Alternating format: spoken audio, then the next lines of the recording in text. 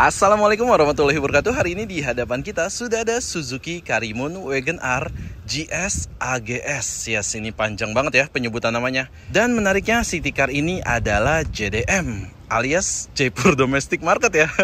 Karena ini untuk pasar India. Sebenarnya di Jepang sendiri memang ada ya nama Stingray itu ya. Itu yang root aslinya dari Wagon R itu sendiri. Nah kalau ini Stingray versi Indian Market. Karena memang untuk varian GS ini di India sana disebut dengan Stingray. Dan yang paling menarik, mobil ini memudahkan kalian ketika sekarang di Jakarta udah nggak ada lagi penggunaan plastik ketika kita mampir ke minimarket gitu ya. Karena, nah lihat nih, dia punya tray yang bisa kita gunakan ketika kita berbelanja ke minimarket. Jadi nggak usah bawa plastik ya, cukup bawa ini, Mbak tolong taruh sini dan masukin ke mobil. Wah, ini berarti practicality-nya tinggi banget. Oke deh, tanpa panjang kali lebar, langsung aja kita bahas di video kali ini.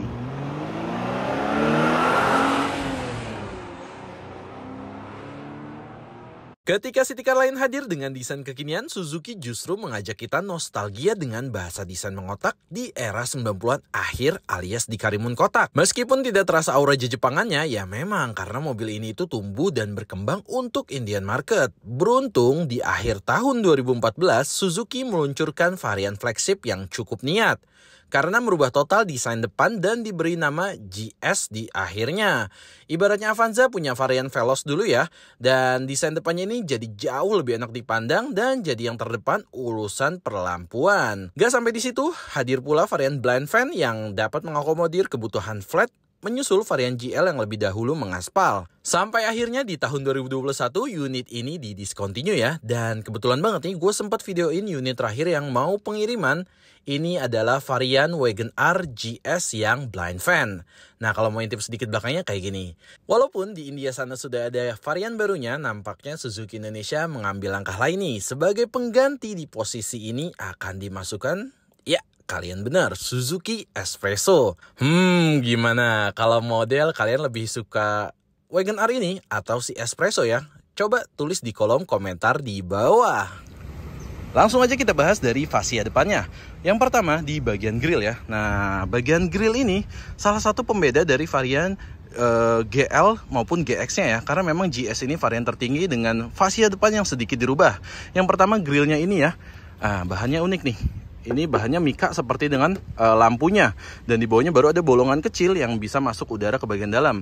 Otomatis kemungkinan sih ini kalau misalkan nanti kejemur dan ini juga kuning, ini juga bakal menguning nih gitu. Kemudian di bagian bawah, ini air dam yang cukup besar ya. Walaupun balik lagi nggak semuanya bolong, nggak full ya. Ada yang bagian ke cover seperti itu. Dan bilah-bilah chrome ini berjumlah 4 di bagian bawah. Bentuknya sih ke arah heksagonal ya. Kemudian berlanjut ke arah perlampuan. Yes, ini juga yang membedakan dengan LCGC lainnya. Ini sudah lebih advance karena memang dia sudah proyektor. Walaupun bohlamnya sendiri masih halogen. Dan ini sendiri sudah diganti sih sama ownernya jadi LED. Jadi lebih mending lah ya kalau malam. Kalau misalkan LED pakai proyektor otomatis nggak bikin silau orang. Kemudian di bagian bawah ini lengkap ya dengan fog lamp. Dan housing fog lamp ya diberi aksen ornamen chrome seperti ini. Gitu. Nah kemudian kita lihat ruang mesinnya ya. Bagian ruang mesin, aksesnya di sini. Nah, kita lihat bagian ruang mesinnya.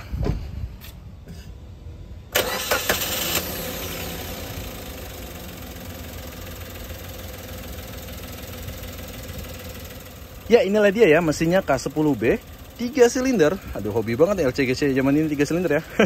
Makanya getarannya bisa dilihat cukup lumayan. Dan ini output tenaganya sekitar 67 HP ya, dengan torsi di kisaran 90 Nm. Dan di sini belum ada modul ABS ya. Serta di bagian atas juga belum ada peredam, wajar aja. Walaupun ini hoodnya ini sudah dicat, bukan sewarna body sih, ini warna abu-abu seperti ini gitu. Dan mesin ini disalurkan tenaga melalui roda depannya ya, jadi front wheel drive serta transmisinya yang AGS. Yes. Transmisinya ini nih yang agak tricky dan banyak orang yang kurang cocok dengan karakternya. Dan kita lanjut ke perkaki-kakian. Desain velgnya sendiri saya suka ya, manis, single tone, nggak perlu dual tone gitu juga. Dan ini desainnya mirip-mirip dengan era 90-an ya. Jadinya tuh kayak sedan-sedan 90-an kayak gitu. Dan ini ringnya 14 dibalut dengan ban 175/65 nih. Dan di samping untuk lampu sein, ini masih di fender ya, belum ada di batok spion. Serta model ininya nih, model antenanya yang cukup kelihatan jadul sih ya. Modelnya masih ditarik seperti ini yang harus dikeluarkan ketika kita membutuhkan sinyal yang lebih bagus gitu. Dan kemudian desain dari sampingnya ya, kita lihat. Jujur nih, varian GS ini kan kayak varian, mungkin kalau di Avanza ada Avanza Velosnya gitu ya, dan sekarang jadi Veloz sendiri. Ini mirip-mirip kayak gitulah, karena sebenarnya mobil yang sama tapi di Vermac desain fasianya gitu kan. Cuman depannya udah bagus nih, udah mulai enak dipandang. Ke sampingnya masih kurang. Karena emang desain sampingnya agak-agak line garis belakang terutama yang agak saya kurang serap. Dan kemudian untuk pilarnya sendiri belum di blackout ya, masih dengan sewarna body serta model hand gripnya yang masih cepol seperti ini. Dan sebelahnya masih terekspos gini ya untuk bukaan kunci secara manual. Kemudian untuk di depan sudah menggunakan disc brake, tapi di belakang masih tromol. Wajar aja ya nggak untuk kelas LCGC. Nah, kita berlanjut ke bagian desain belakang dari Karimun Wagon R ini ya. Memang di belakangnya ini cukup apa ya, cukup rapih dan minimalis. Karena kosong ya. Artinya kan memang karena antenanya di depan tadi nggak ada antena, nggak ada third brake stop lamp juga nggak ada. Kemudian nggak ada line defogger. Bahkan ini sebenarnya bagus nih kalau misalkan yang aliran clean gitu ya. Ini juga nggak ada nih untuk wipernya. Cuman biasanya yang aliran clean kan wipernya masih disematkan di atas dengan cara ditutup sama spoilernya gitu ya. Jadi geraknya dari atas gitu. Kalau ini clean banget nih. Kemudian di bagian sini, ini dia ya, badging untuk LCGC-nya. Kalau misalkan yang Brio ataupun Agya, badging LCGC atau yang badging Indonesianya itu ada di depan. Kalau ini di belakang. Modelnya Garuda dengan diamond di tengah seperti ini nih. Garuda di dadaku ya nggak. Kemudian badging di sebelah kanannya ini Karimun Wagon R GS. Dan ini juga penamanya unik ya, Karimun baru Wagon R gitu. Kalau misalkan Brio Satya gitu ya kan. Nah, di sini ada ornamen chrome yang supaya nambah kesan mewah. Dan kemudian di sebelah sini ada emblem Suzuki, di bawahnya logo Indomobil ya. Itu syarat LCGC juga. Dan kemudian untuk akses pintunya sendiri, oh iya, LCGC zaman ini kan nggak ada ya dari belakang. Nggak tahu nih kenapa LCGC di era ini semuanya harus dari sisi driver di bagian bawah. Dan untuk bagian bumper sebenarnya mirip-mirip sih ya sama yang GL maupun GX. Cuman tarikannya saya ngeliatnya agak sedikit membulat ya. Kalau itu kan bener-bener kayak kotak kalau di GX ataupun GL gitu. Mungkin ini pembeda sedikit kali ya untuk yang GS, walaupun ya nggak kasat mata juga sih gitu. Dan untuk bagian belakang memang belum ada sensor parking ataupun juga kamera mundur sebagai bawaannya. Nah ini dia ya. Gunakan bahan bakar, nah mana nih, fokus. Nah ini dia nih, gunakan bahan bakar minimal oktan 92. Ini LCGC semuanya gitu. Nyatanya diisi 92 nggak Pak? Oh enggak. Ada ownernya di sini. Kemudian kita mau akses untuk bagian bagasi. Nah, aksesnya di sebelah sini ya. Ini yang lucu adalah kalau dulu di Agya buka pintu bagasi, tutup pintu depan, belakangnya ketutup lagi. Dan ternyata masih bisa kebuka ya. Karena penyakitnya si Agya Ayla gitu ya, ketika ditutup dari pintu drivernya, ininya kebanting ketutup lagi. Dan bukanya sendiri masih pegas biasa ya. Di situ ada ownernya tuh dengan perut tambunnya. Inilah dia bagasi dari Karimun Wagon R. Jujur, meskipun dimensinya yang mengotak ya, untuk ukuran bagasi belakang ini lebarnya nggak bisa dibilang lebih besar dari Agya sih. Tapi yang jelas dari Brio jelas lebih besar gitu loh. Dan kalau kita angkat, ini ada kompartemen yang begini ya, bahannya triplex dengan lengkap dengan busa. Kemudian kalau kita angkat ya, di bawah itu ada ban serep yang velgnya masih kaleng, serta ringnya sendiri lebih kecil nih. Ini ringnya di ring 13 dengan dibalut ban 145/80, jadi nggak sesuai dengan keempat bannya ya. Sisanya kanan kirinya ada toolkits, dongkrak, serta segitiga yang unik nih ya. Ininya sih, jadi styrofoam. Biasanya kan memang wajar ya beberapa mobil pakai styrofoam, tapi ini bener-bener warna putih gitu. Biasanya kan di warna hitam atau abu-abu yang sedikit gelap, jadi nggak kelihatan banget bahan styrofoamnya. Itu aja sih di bagian dalam. Dan di bagian luar masih dilapisi dengan ban bludru ya di atasnya. Dan sisanya di kanan kirinya nggak ada apa-apa ya, kosong gitu aja, nggak ada power outlet ataupun akses lainnya. Nah, ini juga yang semua LCGC menganut satu paham yang sama, yakni pelipatan jok baris kedua. Yakni harus diakses dengan kanan dan kiri berbarengan, dan bangku belakang sendiri belum bisa dilipat terpisah, alias misalkan 40-60 itu belum bisa. Otomatis ini agak menyulitkan kalau sendiri. Jadi bro, tolongin bro. Harus call a friend ini. Nah, si bro kita bantu narik dan yuk, bismillah. Berbarengan baru bisa direbahkan. Walaupun pas direbahkan memang nggak rata lantai sepenuhnya ya, masih ada undakan, perbedaan ketinggian dengan yang belakang. Tapi setidaknya ukuran bagasi kalian jadi lebih luas dan bisa bawa barang yang lebih banyak nih. Dan langsung aja kita masuk ke bagian interior. Kuncinya seperti ini ya, common parts nih dengan Suzuki lainnya, R3 dan lainnya sampai sekarang masih ada. Dan ini sudah immobilizer, yes. Jadi lumayan ya untuk safety-nya. Ini dia nih si handle grip model cepol. Pertama, kita liatin dulu dari bagian door trimnya. Nah, untuk door trimnya sendiri ya, di sini desainnya polos ya, wajar aja LCGC. Bahannya hard plastik, nggak ada satupun ornamen yang empuk. Tapi di sini lumayan lah, ada aksen yang sedikit membeda nih, warnanya silver, dan di sini ada 2 buah tombol electric power window-nya nih. Kenapa cuma 2? Yes, karena memang yang bisa elektrik hanya depan ya, yang belakang itu masih window by power. Dan ini autonya hanya untuk auto down aja ya, belum ada auto up-nya. Kemudian sini untuk pengunci jendelanya ya. Dan di sini handle gripnya warna chrome, serta di bawahnya ada side pocket yang belum ada cup holder nih sayangnya. Dan di sini speakernya. Jadi side pocketnya kelihatan kecil banget ya.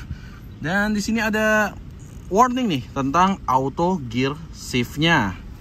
Nah, sebelum ke bagian dalam, satu lagi, ini desain joknya ya. Joknya masih model pocong, mirip Agya Ayla sampai ke Brio. Dan untuk pengaturan sendiri, ini hanya recline ya, yang standar dan sliding aja di situ, belum ada height adjusternya. Nah ini takut saya dibilang hoax ya. Ini masih ada badge-nya nih, Stingray 1.0 AMT Domestic Burgundy Red Pearl. Jadi Stingray juga bro, tapi India aja sih bedanya gitu. Oke, kita masuk ke bagian dalam ya. Nah, untuk model setir sendiri, modelnya polos ya, wajar aja. Dan belum ada ornamen kulit ataupun jahitan-jahitan lainnya. Dan nggak ada pertombolan sama sekali di bagian kiri dan kanan. Dan untuk masalah safety, saya cari-cari, setahu saya sih harusnya ada satu SRS airbag di sini ya. Tapi ini nggak ada nih. Atau itu yang improvement ya. Kalau di kiri jelas nggak ada. Itu memang bawaannya nggak ada. Jadi ya masih lucky banget lah kita kalau bawa mobil, nggak ada safety apa-apa kan. Kemudian kita ke bagian kanan dulu ya. Seperti biasa, model kisi AC-nya yang bisa diputar 360 derajat ya. Dan ini modelnya flat begini ke bawah. Serta di sini masih ada ruang penyimpanan yang di sini bisa disimpan karcis dan duit-duit ya. Dan di sebelah kanannya ini ada 2 buah dummy tombol dan 1 buah tombol ini untuk mengaktifkan dan menonaktifkan fog lamp-nya. Jadi terpisah ya, nggak integrasi dengan tuas di belakang setir. Cuman yang saya unik nih ngelihat ininya kayak tambahan banget ya, kayak bukan OEM bawaan gitu. Harusnya kan rata dengan model ininya nih, dummy-nya gitu. Kemudian di bagian bawah kosong gitu aja, nggak ada penyimpanan apa-apa, dan di sini tempat untuk membuka kap mesin, dan di bawah sini untuk pembuka bagasi serta tangki bensinnya. Oke, karena hari semakin panas, kita coba nyalakan dulu ya. Nah, ini kontaknya seperti ini. Dan ada warning ya, untuk injek rem dulu baru bisa di starter. Misalkan kita mau starter nih, asal starter aja. Ah, nggak mau. Harus injak rem. Yes, akhirnya nyala.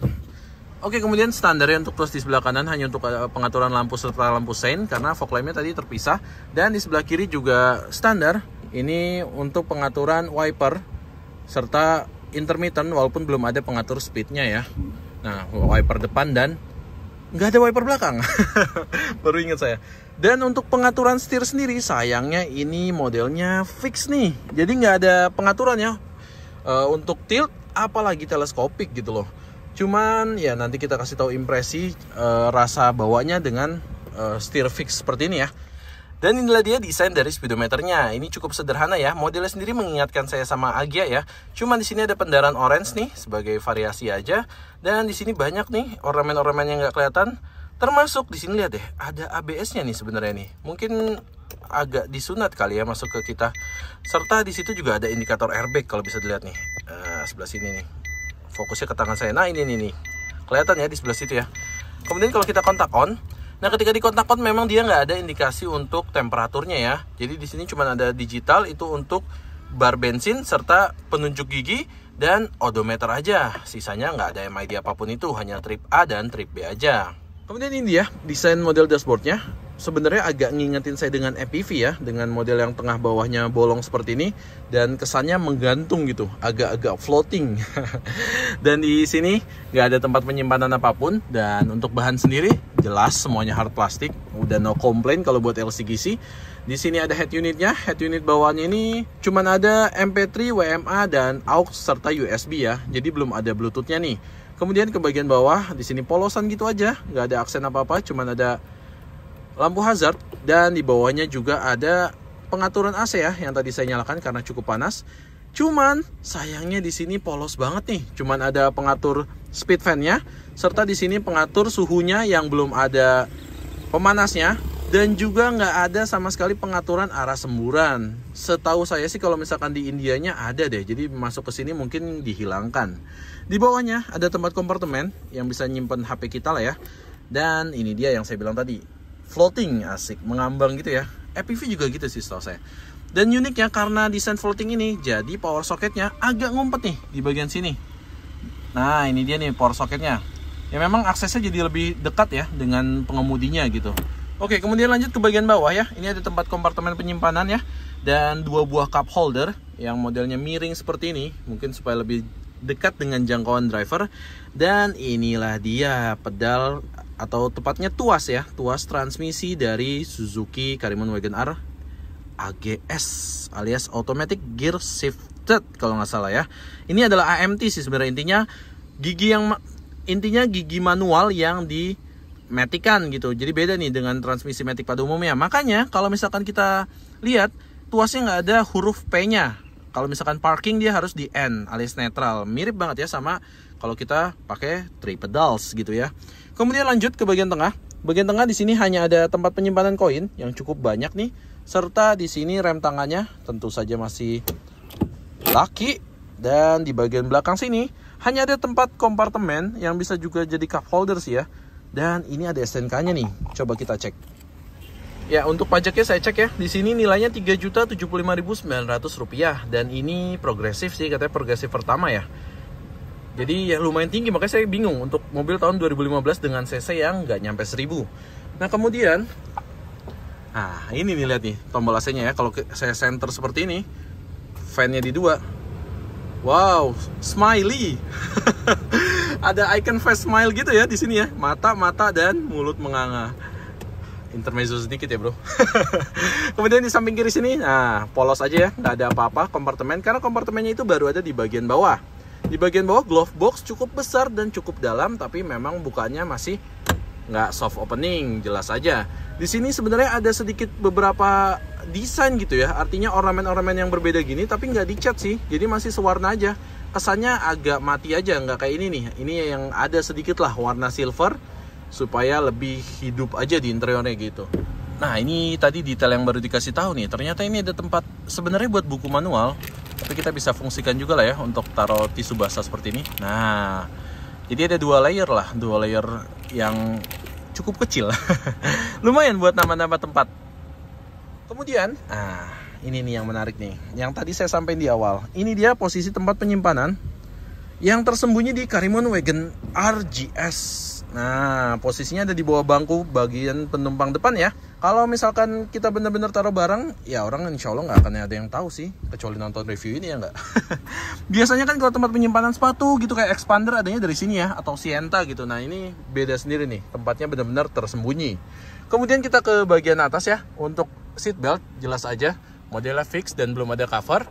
Di atas ini hand gripnya ya, model fix juga, khas Suzuki. Sun visor, sisi penumpang polos gitu aja. Ini ada lampu kabinnya ya, yang tentu saja belum LED. Dan spionnya, ya tentu aja dong belum day and night view. Masa XL7 aja belum, ini udah tega dong. Dan di sebelah sini juga sun visor polos, hanya ada tempat penyimpanan kartu seperti ini nih. Di sebelah kanan, nah ini normal ya, nggak ada hand gripnya lagi. Nah kemudian di sini nggak ada electric mirror kalau diperhatiin ya, memang nggak salah karena ini masih manual ya bro. Kalau misalkan untuk retract-nya, ya kita tarik seperti ini ya, dan dikeluarkan.